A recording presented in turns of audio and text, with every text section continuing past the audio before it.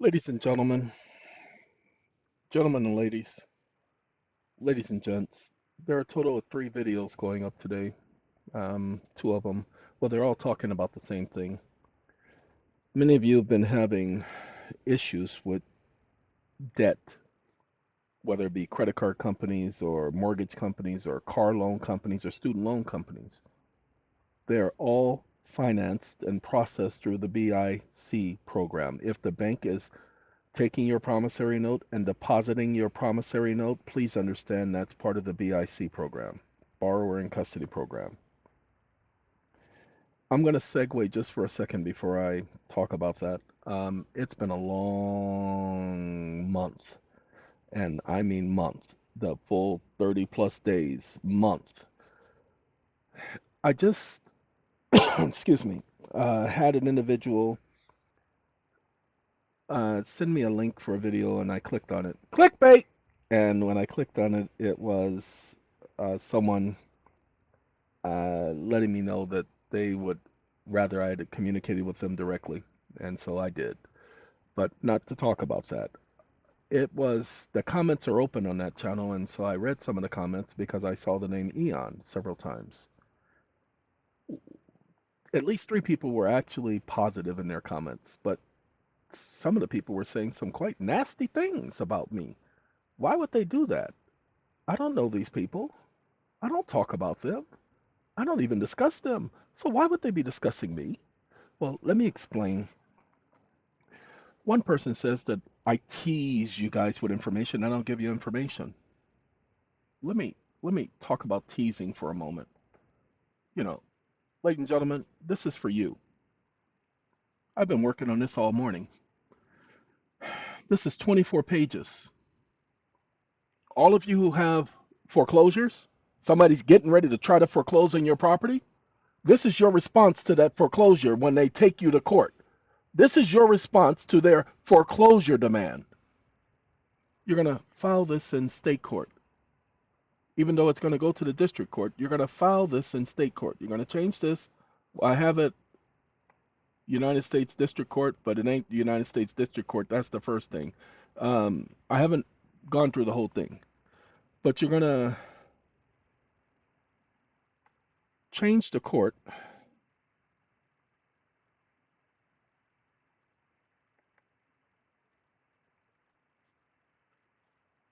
Okay, so it could be the Superior Court in and for the state of, but it's still the court of the United States. You don't believe me? Look at the U.S. judges. You're going to put your name, case number, and all of that. And if you filing a new case, you don't have a case number. All right. And then you're letting them know this is to enforce your bill of exchange because you're going to send and attach a bill of exchange with this petition. There's going to be another document. You're just going to have to wait until I put it up. Okay. And you can edit this document. It has its own case citations and all of that. Here's your notice of removal. Here is your notice of removal. Okay. Just that simple. You're letting it know that you're removing this case to the district court. Why? Well, because the controversy exceeds $75,000. You're suing for compensatory and punitive damages totaling $8 million. Don't go any higher than that. It's not necessary. You're bringing up the diversity of citizenship because the depository institution says the defendant, as a depository institution and a member of the Federal Reserve, operates under the Federal Reserve, which is situated outside the state, which is it changed it to residence, and I knew it was going to do that. Wake up, domicile, state, state, capitalize that. Stop listening. Sorry, I have to change state and court. It's going to be at least 20 of them that are state, but it says 7. Then Court, and it likes to take these words Court, and we're going to change every time it says court in lowercase, we're going to personalize court And oh, apparently I'd already changed it. Okay. Ta-da! I'm closing you out. Anyway, ladies and gentlemen, we have our core venue and our non-core venue. We're saying that diversity of citizenship applies, and we have federal questions. Ooh, we have federal questions. Want to see our federal questions? See, this is a verified Bill of Rights constitutional questions. These are constitutional questions, not federal, but constitutional. Why? Because only a non-core venue can handle constitutional questions.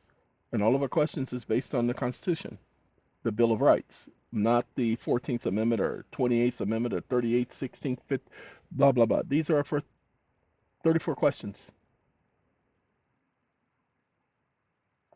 Justification for removal. Then introduction. 24 pages. Systematic.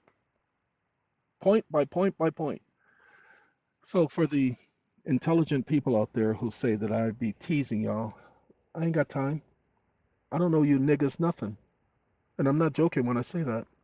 And when I say niggas, I'm talking about those niggas out there who think that they running my channel. It's because of them that I turn the comments off, people. It's because of them. 7 days a week, I'm helping people. So for those niggas out there who think that I'm not providing enough help or I owe them something, I don't owe you niggas nothing.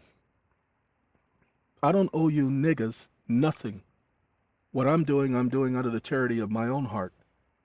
So stop stepping on my heart, trying to make it seem like I owe you something. I should be giving you more than what I'm given. 7 days a week. How dare any of you imply that I'm not giving enough?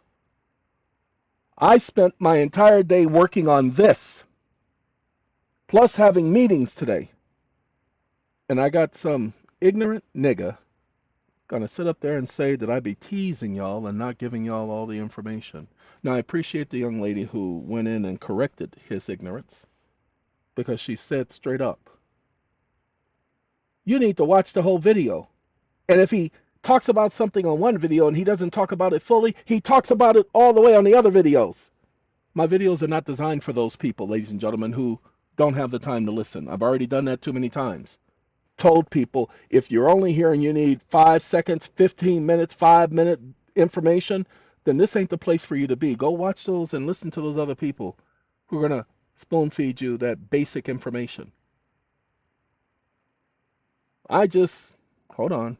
Let's make sure. I don't want to step outside myself, y'all. Let's go to videos. Videos. Well, technically, this is the video that's being done now, so don't y'all worry about that. Ladies and gentlemen, the 28 and the 28, 45 minutes and 8 minutes, those videos go hand in hand with this document that I'm showing you in the background. I was going to wait, but I'm going to put it up and I'm going to let you guys proofread the document, go over the document, make sure it says what you needed to say. As you see, it has quite a bit of case citation laws and so forth. Okay? And the part that I like about it is down here. Pledge collateral, ladies and gentlemen, what you're saying is if the bank is holding the pledge collateral on your behalf, by holding the pledge collateral, they can't foreclose. They can't even put in a petition to foreclose. That's fraud on the court. They already have the funds because the pledge collateral is exactly the amount that was applied for by you. So they already have the funds. So what are they talking about? Watch this. I'm just going to do it so we can prove it to y'all. Wake up. If the financial institution is already holding on to the pledge collateral, comma, and they are trying to foreclose on a property saying that money is owed to them, comma, what is the law that says that they can't do that they can't have the collateral and then attempt to foreclose at the same time? Question mark. Stop listening.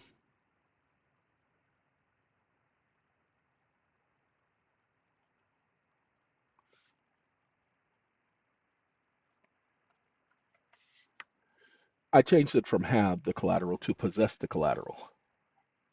See, the bank is saying that they need money, and the principle that a creditor or financial institution cannot both possess the pledged collateral and simultaneously foreclose on a property for the same obligation is rooted in common law doctrine and reinforced by various blah blah blah common law prohibition against double recovery.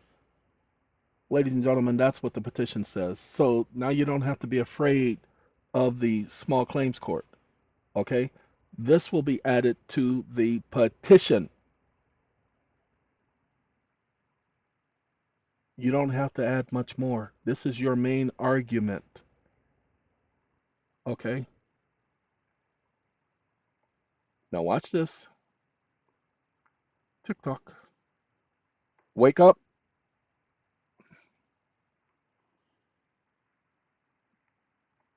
I need you to create a section for the lawsuit evidencing this information.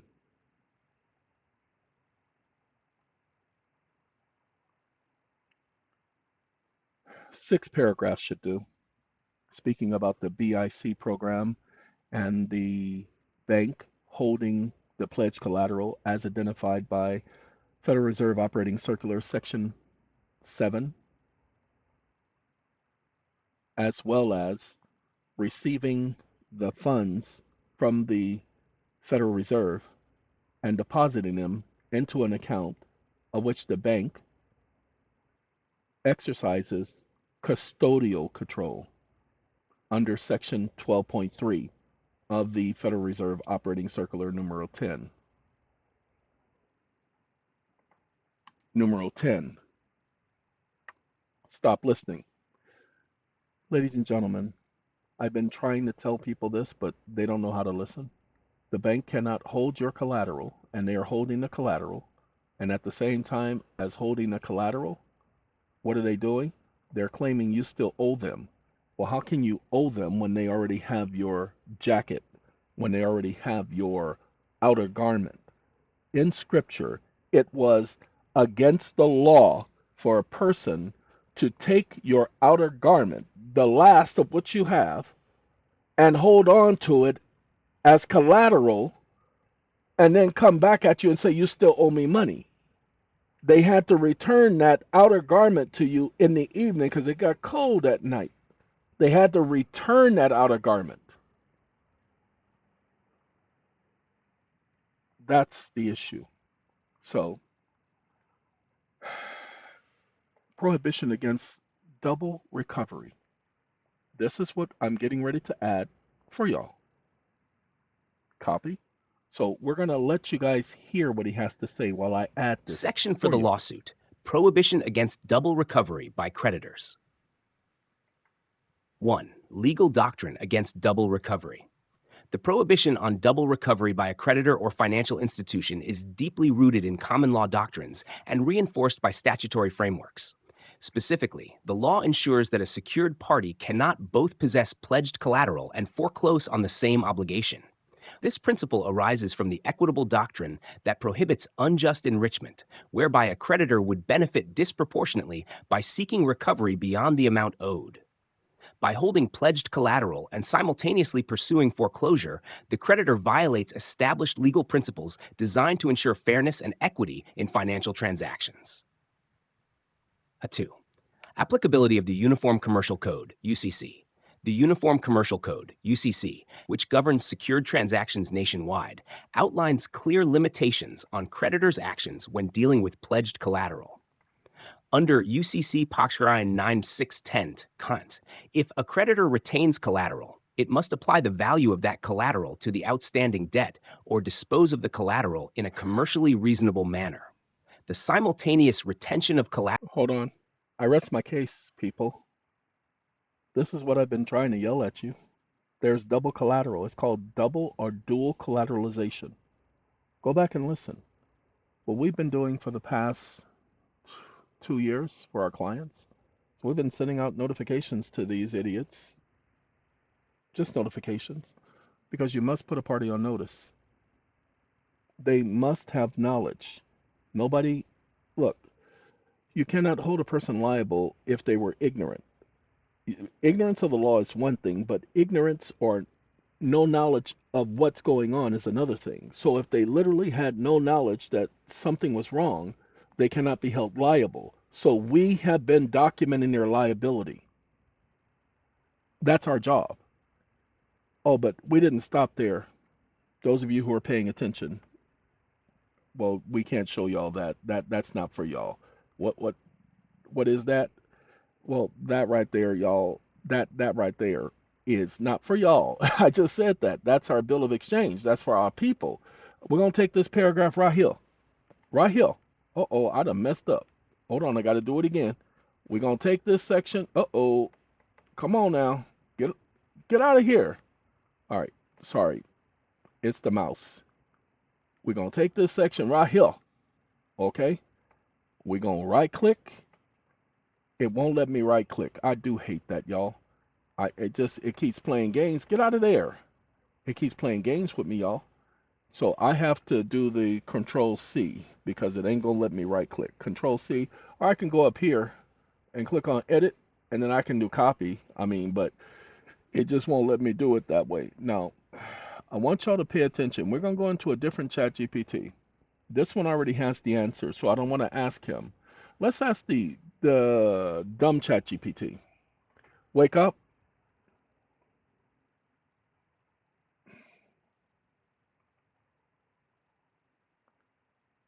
According to this statement, comma, bills of exchanges and bankers' acceptances and trade acceptances and promissory notes and drafts are considered currencies of the United States under this new constructive expansion policy of the United States that was decided by Congress on March 9, 1933. According to this congressional record, pages 78 through 83. Stop listening.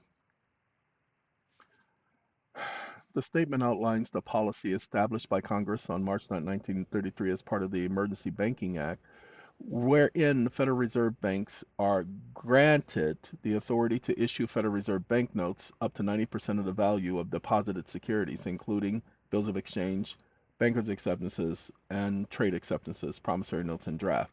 This provision reflects Congress's decision to treat these financial instruments as forms of currency equivalent securities, enabling the Federal Reserve to expand the monetary supply constructively.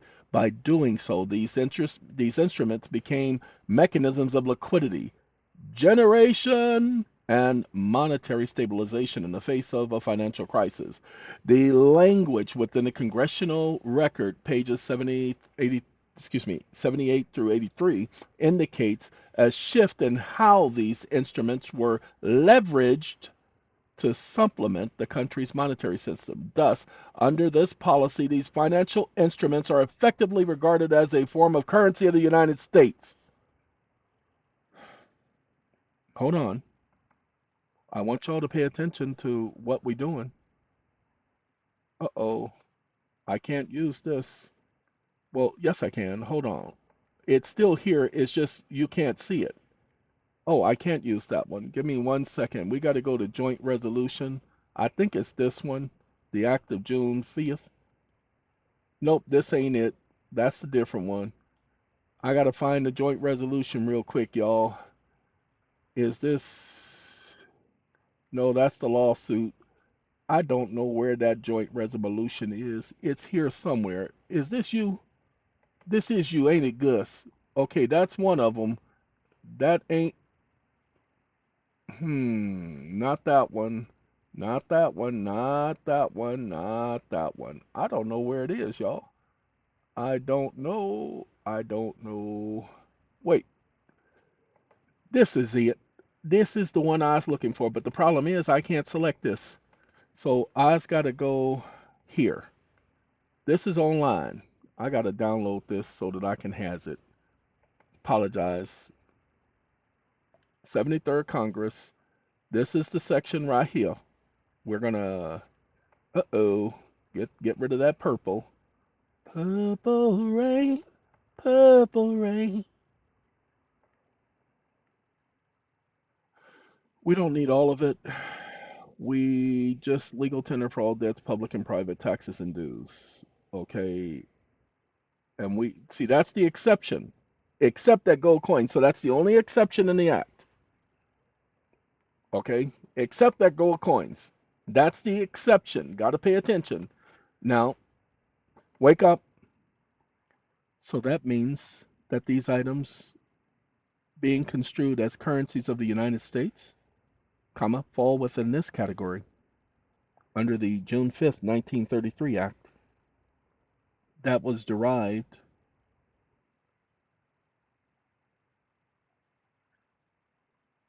act from the House Joint Resolution 192 bill that was introduced by the House.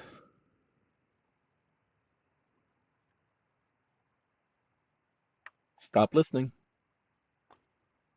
Yes, based on the June 5th Act, which is derived from House Joint Resolution 192, all financial instruments deemed to be currencies of the United States as specified by congressional policy you reference, such as bills of exchange, bankers' acceptances, trade acceptances, and promissory notes, would logically fall within the scope of this act. That makes them legal tender. The language of House Joint Resolution, blah, blah, blah, all coins, we don't focus on House Joint Resolution. It's not House Joint Resolution. I just put that there for some of y'all because that's all y'all understand. Declared all coins and currencies of the United States, including Federal Reserve notes and circulating notes of the Federal Reserve Bank and National Banking Association, heretofore and hereafter coined or issued, shall be legal tender for all debts, both public and private, charges, taxes, duties, and dues. This means that these items, by being construed as currency under the constructive expansion policy established by March 9, 1933 Act, are included in the broader definition of legal tender as defined by the Act of June 5th, 1933. So your promissory notes, your bills of exchange are currencies. All you got to do is understand the law. So for those intelligent people out there who want to criticize me, if you knew this information, then why don't you do your own videos? Put me out of business. I need to be doing other things. I have other things that I should be doing instead of doing this stuff 7 days a week. So if you want to criticize me, then do better. Literally, do better. Do more. For those of you who are my people, I apologize that I had to come out of my skin for those brief moments and use that word that people think is derogatory and inflammatory and all those other Tories. Ladies and gentlemen, please understand that this is for you, not for them. So I've been proving to all of you that your promissory notes, your bills of exchange, those things are legal tender. What you must understand, as I told the group that I spoke to earlier today, I think this is it right here. Pay attention. In the case of deposits of notes, drafts, bills of exchange, you deposited your promissory note with a depository institution. Shh, pay attention. And bankers' acceptances. Federal Reserve banks may issue Federal Reserve notes now. It's no longer bank notes. Since 1945, it's no longer bank notes, it's notes. They may issue Federal Reserve notes to the amount of 90% of the value of such securities. This provision affords a plan for constructive expansion of the currencies of the country. Ladies and gentlemen, pay attention. Of the currency of the country. It included notes, drafts, bills of exchange, and bankers' acceptances, because these items are at par with Federal Reserve notes. Why? I want you to pay attention. It's very important that you pay attention to this because it's right here. They done told us. Shall be receivable at par in all parts of the United States for the same purposes as national bank notes. Now, hold on. Want to make sure y'all understand, because sometimes, like them parents, people, y'all don't understand. So hold on. We're going to go back to the internet. Hold on. We're going to go back to the internet because we got to go here. Including Federal Reserve notes, circulating notes of the Federal Reserve banks, and national bank associations. These are their notes. National Bank circulating notes that circulated amongst the national banks. They were considered legal tender. Yours is at par with them. It's considered, pay attention because you may not have paid attention. Heretofore and hereafter coined or issued shall be legal tender for all debts, public and private, public charges, taxes, duties, and dues. See, they're supposed to take it when you give it to them to their bank, and their bank is supposed to exchange it for Federal Reserve notes. That's why they were receivable and redeemable in all parts of the United States. So they were to redeem it at one of those Federal Reserve banks. Shh. Do your research, not mine. Prove me wrong. Ladies and gentlemen, my people, I don't mind people talking about me because that's what people do. Because that shows you they're people. Because that's what people do. We talk about each other. We put each other down in order to build ourselves up because we have a low self-esteem. It's just what we do. We've done it when we were children. Ah, look at him. Oh, look at her. Look at her hair. We've done it as children. We do it as adults. Man, can you believe her? You see, look at how she's dressing. Man, just a skank. We do it all the time. We talk about other people to make ourselves feel better. We build ourselves up by talking about other people because there's something about us that we are unhappy with. Hmm. It's a good thing that I'm not unhappy with anything about me, that I love me as a person. I really do. And because I love me as a person, I don't have time to be focused on you. Okay? So, ladies and gentlemen, when this video is up, because I probably won't put it up for at least a day, because I still got to take care of what I just added, because I promise you that right there, this part right here that I just added makes this whole complaint worthwhile. This is what drives everything home. This is 25 pages of information. Hard-hitting information that they can't argue. You don't need to argue any other points. You don't need to bring up any other issues. If you want to add in some personal information, add some personal information, because you're going to have to add the name of the defendants. We're going to make sure we put the Federal Reserve in here, because you have to sue the Federal Reserve. When you do your notice of removal, we're going to have you add the Federal Reserve. Why? Because when you add the Federal Reserve, pay attention, they're not part of the government. Pay attention. Federal Reserve is not part of the government. They have no immunity. When you add the Federal Reserve, that gives you the right of diversity of citizenship. But even if you didn't have diversity of citizenship, we gave you 34 federal questions. Constitutional federal questions that can only be handled by the federal court under its constitutional jurisdiction. See? Jurisdictional challenge of unlawful statutory scheme. That judicial, non-judicial foreclosure junk. Who gave them the right to take away your right to a trial by jury? The First Amendment says they cannot abridge any of your Bill of Rights. They don't have the authority to do that, and Congress did that, so you're challenging Congress's authority to do that. You're challenging the definition of some of this junk. Because remember, it's all in the words. And you put in your notice of removal. You have to ask for a trial by jury in the body. And so, watch this. Trial, wake up, trial by jury.